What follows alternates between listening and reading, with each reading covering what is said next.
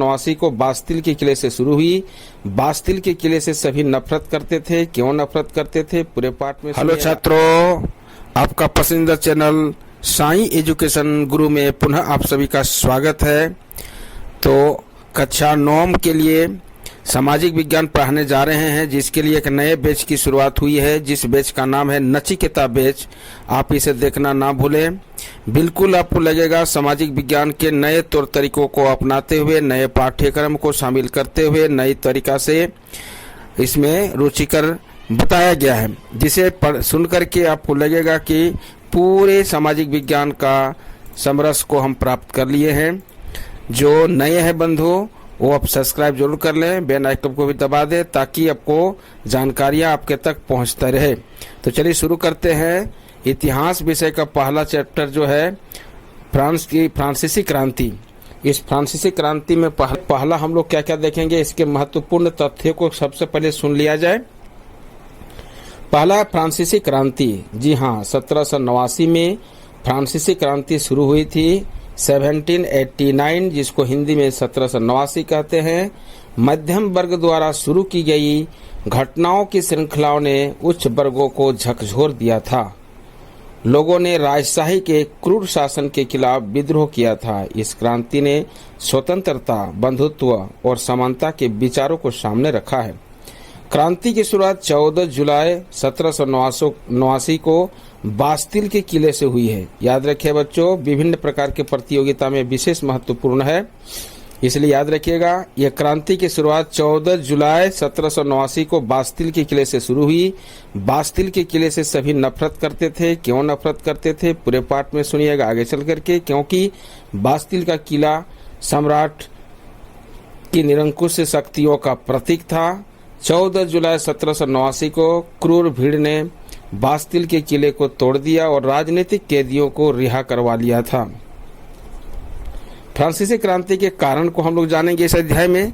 तो कौन कौन सा कारण है बच्चों, ध्यान से सुनेंगे। पहला है सामाजिक कारण। सामाजिक कारण में क्या आता है, तो सामाजिक कारण में आता है समाज का वर्गों में बांटा होना, सामाजिक विभेद, मध्यम वर्ग का उदय। दूसरा है राजनीतिक कारण। तो राजनीतिक कारण क्या था फ्रांसीसी कारण का, तो आयोग शासन पद्धति, विशेष अधिकार का प्रयोग। इसके बाद हम जानेंगे इस क्रांति का तत्कालीन कारण क्या था, तो लुई 16वां का नया कर लगाने का प्रस्ताव। जी हाँ, लुई 16वां जो था एक राजशाही शासक था। उसके बारे में हम लोग और विस्तार से जानकारी आगे करेंगे। अगला है आर्थिक कारण। लगभग 12 अरब लिब्रे का कर्ज खाली राजकोष से भरा पड़ा था। जीविका संकट से परिपूर्ण था। कर व्यवस्था भयंकर थी।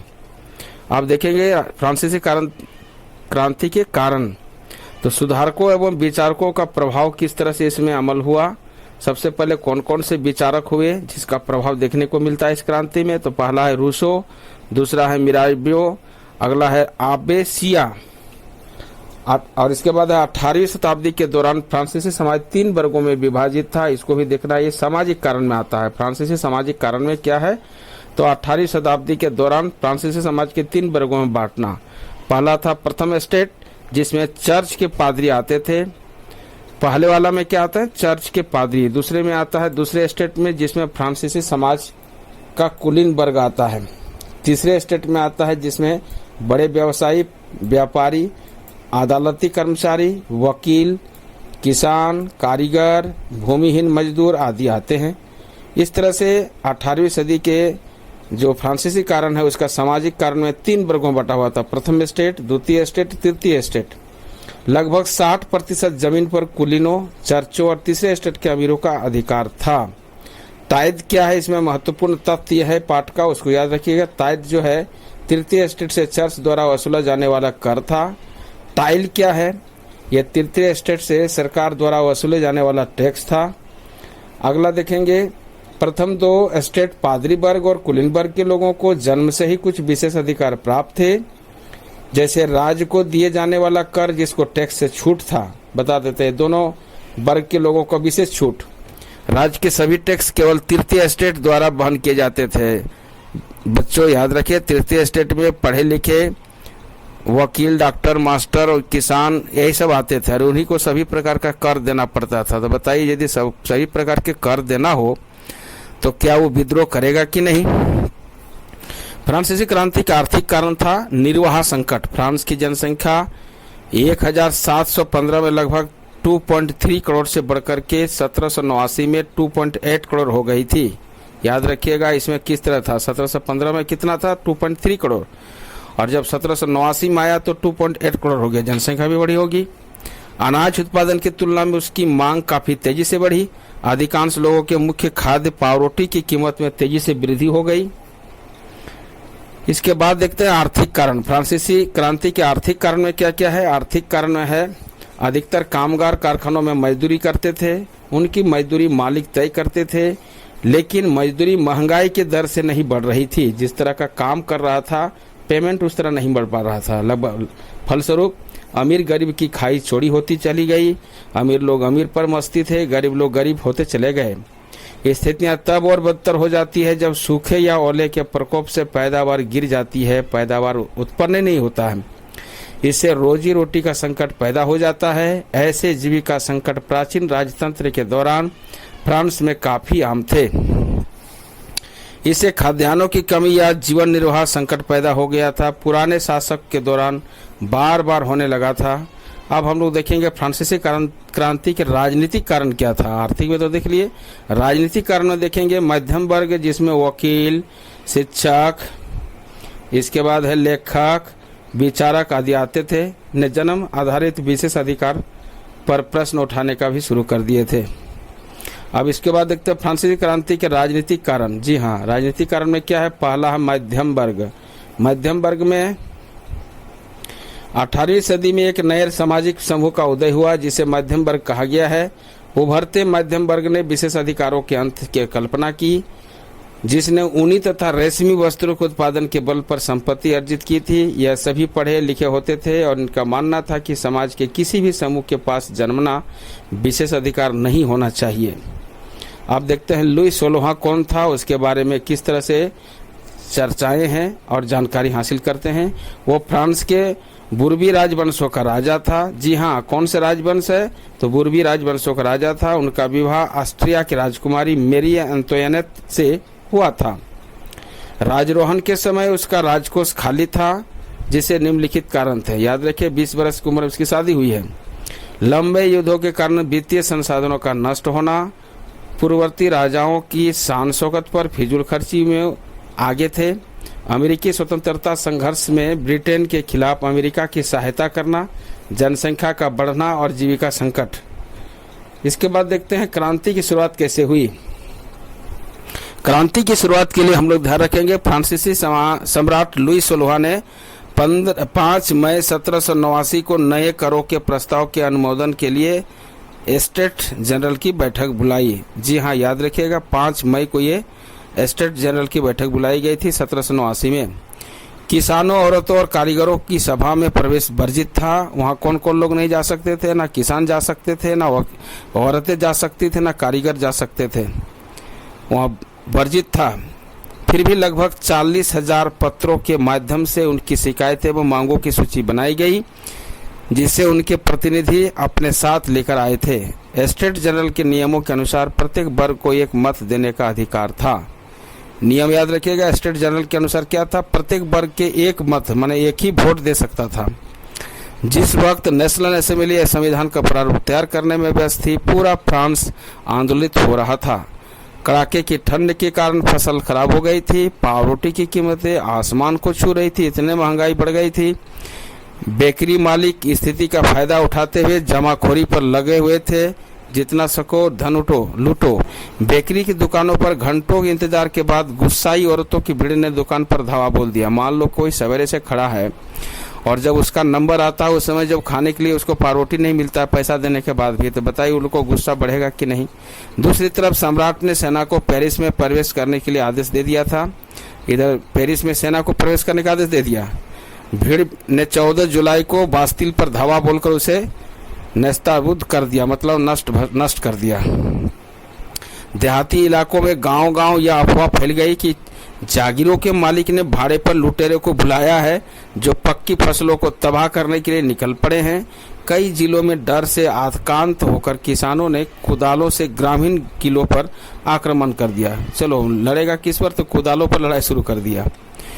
उन्होंने अन्न भंडार को लूट लिया और लगान संबंधी दस्तावेजों को जलाकर राख कर दिया। कुलीन बड़ी संख्या में आए, अपनी जागीरें छोड़कर भाग गए। बहुतों ने पड़ोसी देशों में जाकर के शरण ले लिया। इस प्रकार से फ्रांस संवैधानिक राजतंत्र किस प्रकार बना, इस अध्याय में देखेंगे। 20 जून 1789 को ये लोग वर्साई के टेनिस कोर्ट में एकत्र हुए। वहाँ अपने आप को नेशनल असेंबली घोषित कर दिया। अपनी विद्रोही प्रजा की शक्तियों का अनुमान करके लुई 16 ने नेशनल असेंबली को मान्यता दे दी थी। 4 अगस्त 1789 की रात को असेंबली ने करों, कर्तव्यों और बंधनों वाली सामंती व्यवस्था के उन्मूलन का आदेश पारित कर दिया। 1791 में फ्रांस में संवैधानिक राजतंत्र की नींव पड़ गई। अब देखते हैं नेशनल असेंबली का क्या उद्देश्य है। प्यारे छात्रों ध्यान से देखें, इसका मुख्य उद्देश्य था सम्राट की शक्तियों को सीमित करना। एक व्यक्ति के हाथ में केंद्रीकृत होने के बजाय इन शक्तियों को अलग अलग संस्थाओं में बांटा जाएगा, जैसे विधायिका, कार्यपालिका, न्यायपालिका 3 भागों में बांटा गया है। सन 1791 के संविधान ने कानून बनाने का अधिकार नेशनल असेंबली को सौंप दिया था। नया संविधान के अनुसार क्या क्या पारित हुई। मतदान का अधिकार केवल सक्रिय नागरिकों को मिला। जो पुरुष थे उसी को मिला था वोट देने का। जिसकी उम्र 25 साल से अधिक थी उसी को वोट देना था। जो कम से कम 3 दिन की मजदूरी के बराबर कर चुका सकते थे वही वोट दे सकते थे। बताइए क्या नाइंसाफी था। जो 3 दिन का मजदूरी दे सकता हो, जो पुरुष हो, जिसकी उम्र 25 साल से अधिक हो, वही वोट दे सकता है। महिलाओं व अन्य पुरुषों को निष्क्रिय नागरिक कहा जाता था। उस समय कोई उसका अस्तित्व नहीं था। तो यहीं पर तो बीज बोया गया। राजा की शक्तियों को विधायिका, कार्यपालिका, न्यायपालिका में विभाजित कर एवं हस्तांतरित कर दिया गया था। इस प्रकार से नचिकेता बेच की पहला अध्याय यहाँ पर आपको समाप्त होता है। फिर मल्टीपल चॉइस क्वेश्चन के लिए आप तैयार रहे, बहुत जल्द इसको हम देने जा रहे हैं। साथ ही साथ प्रश्नों का उत्तर भी देना है। फ्रांस की क्रांति किस वर्ष हुई थी? जी हाँ प्यारे बच्चों ध्यान से देखें, 1914, 1939, 1789, 1835। तो बिल्कुल इसमें 4 ऑप्शन आपको दिया गया है। क्या उत्तर जान रहे हैं तो हमारे उत्तर देने से पहले कमेंट बॉक्स में कमेंट जरूर कीजिएगा कि इसका सही उत्तर क्या होगा। इसका सही उत्तर बिल्कुल है स, अर्थात 1789 ईस्वी में। उसके बाद अगला प्रश्न है, किस घटना ने स्वतंत्रता, समानता और बंधुत्व की भावना को विचारधारा दी थी? प्रश्न फिर से सुना जाए, किस घटना ने स्वतंत्रता, समानता और बंधुत्व की भावना की विचारधारा दी थी? अब इसमें रूस की क्रांति, फ्रांस की क्रांति, रूस की क्रांति, नाजीवाद का उत्थान। आपका उत्तर यदि जान रहे हैं तो कमेंट बॉक्स में हमारे उत्तर देने से पहले जरूर कमेंट कीजिए। इसका सही उत्तर वो है फ्रांस की क्रांति। तो जब फ्रांस में प्रश्न है, जब फ्रांस 1789 में फ्रांस की क्रांति हुई थी वहाँ किस राजवंश का राज था? जब 1789 में फ्रांस की क्रांति हुई थी तो वहाँ किस राजवंश का राज था? 4 ऑप्शन आपके पास है, ट्यूडर वंश, मुगल वंश, बोबरो वंश, जार वंश। आपको बिल्कुल उत्तर पता होगा। इसका सही उत्तर वो है बोबरो वंश का। अगला प्रश्न है, 1789 में फ्रांस का शासक इनमें से कौन था? जी हाँ, शासक जो थे, शासक में राजा, सम्राट जो थे कौन थे? लुई 14वां, लुई 15वां, लुई 16वां, लुई 17वां। तो बिल्कुल सही उत्तर प्यारे दोस्तों लुई 16वां है। फ्रांसीसी समाज का कौन सा वर्ग ई स्टेट सभा सभी कर चुका था? ऐसा कौन सा वर्ग था 3 स्टेट में जो सभी प्रकार के कर चुकाता था? पहला वर्ग, दूसरा वर्ग, तीसरा वर्ग। तो आपको सभी को पता होगा तीसरा वर्ग जो था वो साधारण वर्ग भी कहते हैं। इन्हीं को सभी प्रकार का कर चुकाना पड़ता था। यदि वीडियो अच्छा लगा हो तो लाइक जरूर कीजिए, सब्सक्राइब जरूर कीजिए, ताकि अगला वीडियो के लिए आपके पास हम बहुत जल्द पहुंचने वाले हैं। धन्यवाद।